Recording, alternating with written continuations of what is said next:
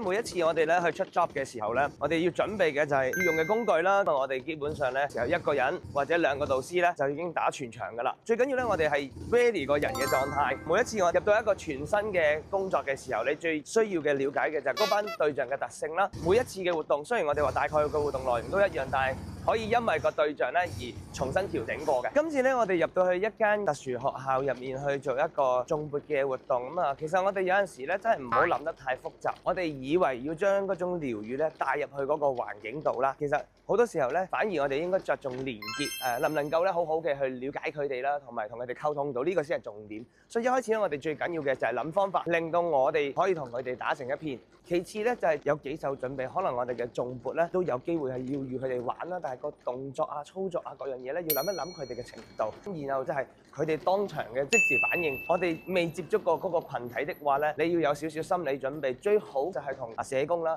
或者係學校老師啦去了解多少少咧嗰班嘅對象，例如可能會輕度啊、中度啊，定係有冇啲特殊嘅學習需求咧，令到我哋能夠好好嘅交流到一齊去玩呢個頌缽，用頌缽呢種嘅低頻聲音咧，幫佢哋好活躍嘅腦部運動降低落嚟，達到一個由關係嘅建立到療癒嘅效果。